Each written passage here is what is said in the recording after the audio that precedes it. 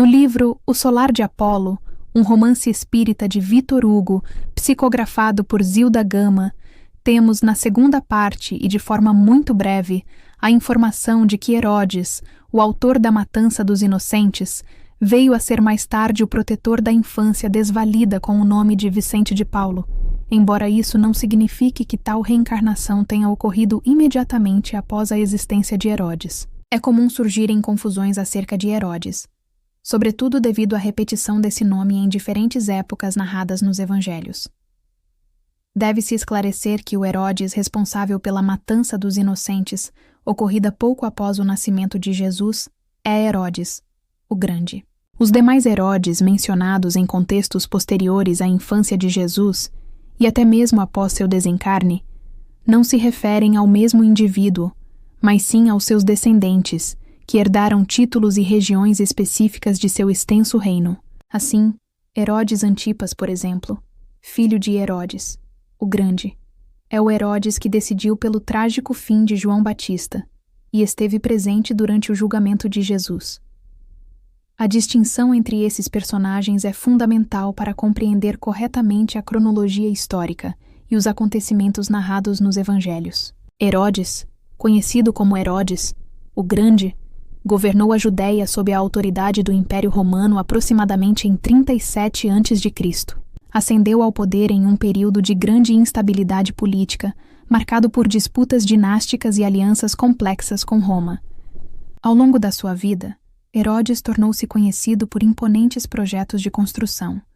Supervisionou a magnífica ampliação do templo judeu em Jerusalém, a construção da cidade, do porto de Cesareia e a ampliação da fortaleza de Massada no deserto Asmoneu. No contexto do nascimento de Jesus, narrado pelo evangelista Mateus, Herodes tornou-se alvo de um temor profundo. Magos do Oriente chegaram a Jerusalém, guiados por uma estrela, buscando o recém-nascido que seria proclamado rei dos judeus. Ao tomar conhecimento da notícia, Herodes sentiu sua autoridade ameaçada.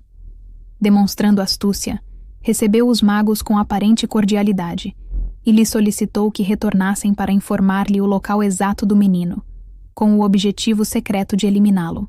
No entanto, avisados em sonho, os magos regressaram por outro caminho, sem comunicar a Herodes. Ao perceber que fora enganado, Herodes ordenou a execução de todos os meninos, com idade de até 2 anos na região de Belém e seus arredores, episódio que ficou registrado como a matança dos inocentes. Prevendo o perigo, José, pai terreno de Jesus, foi avisado por um anjo em sonho para fugir ao Egito, levando consigo Maria e o pequeno Messias.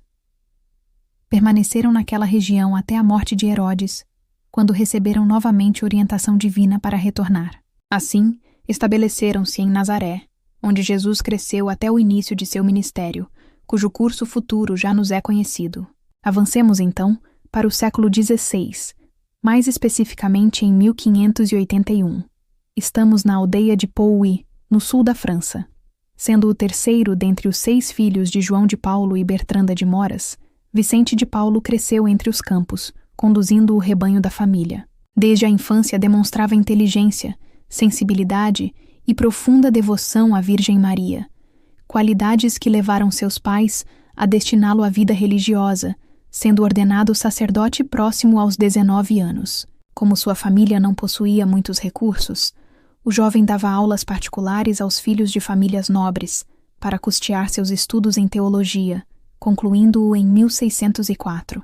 Anos depois, em 1610, a rainha Margarida, antiga esposa do rei Henrique IV, o convidou a integrar o grupo de seus esmoleres, aqueles encarregados de distribuir donativos.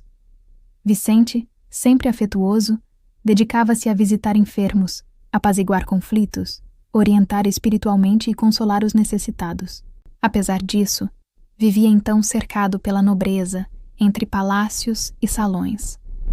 Sob a proteção da rainha e de Madame de Gonde, parecia destinado à vida entre os poderosos, até que um chamado interior o levou a outro caminho, o de servir os camponeses e pobres. Foi designado para a paróquia de Châtillon, uma das mais carentes e negligenciadas da região. Certo domingo, soube de uma família inteira que agonizava em extrema miséria.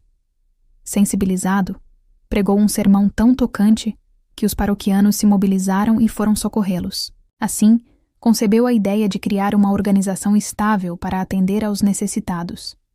Em 20 de agosto de 1617, surgiu a primeira Associação das Damas da Caridade, um grupo de mulheres dedicado a visitar, alimentar e cuidar dos enfermos. Vicente fundou em 1620 a Confraria dos Homens para ajudar idosos, viúvas, órfãos e prisioneiros, e incentivava confrarias a promover cooperativas agrícolas, pequenas manufaturas e educação cristã para crianças pobres.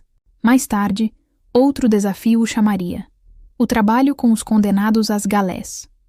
Eram homens relegados a masmorras imundas, acorrentados, famintos e doentes.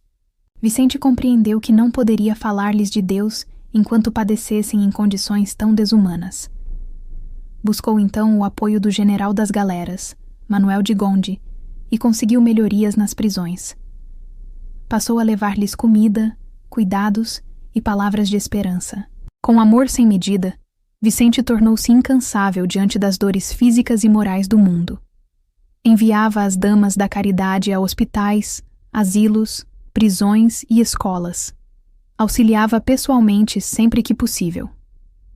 Em 1625, fundou a Congregação da Missão, uma comunidade de sacerdotes e irmãos dedicados inteiramente ao serviço dos pobres. Graças ao seu carisma, conquistou a confiança da rainha Ana, da Áustria, que contribuiu generosamente para suas obras, assim como a duquesa Maria de Aiguillon e o próprio rei Luís XIII. Luísa de Marillac, companheira incansável, coordenava as confrarias espalhadas por Paris, tornando-se peça fundamental na expansão das obras vicentinas. Aos 35 anos, Vicente começou a sofrer de problemas de saúde nas pernas e nos pés, que se agravaram com o tempo. Com o avançar da idade, as dores aumentaram, obrigando-o, aos 74 anos, a permanecer longos períodos recolhido. Ainda assim, todas as manhãs reunia seus discípulos para ensinamentos espirituais, irradiando serenidade e fé, apesar das provações. Quando pressentiu o fim, conservou o bom humor. Logo enterrarão o corpo cansado deste velho. Ele se fará pó, e os homens o pisarão. No dia 27 de setembro de 1660, antes do amanhecer, sentado em sua cadeira diante do fogo, Vicente de Paulo retornou à pátria espiritual por volta das 5 horas, o horário em que costumava iniciar suas orações. Dentre as fontes das informações sobre Vicente de Paulo, estão o já citado O Solar de Apolo, um romance espírita de Victor Hugo psicografado por Zilda Gama, além do livro Vicente de Paulo, Servidor dos Pobres, de Luiz Miguel Duarte, e Vida e Mensagem de Raul Teixeira e Francisco de Paula Vitor, que foram bases para um lindo relato também da FEP sobre a nobre existência desse espírito. Caso você seja novo no canal e tenha gostado desse conteúdo, se inscreva e, se vibrar em seu coração, curta e compartilhe. Um grande e fraterno abraço. Te vejo no próximo vídeo.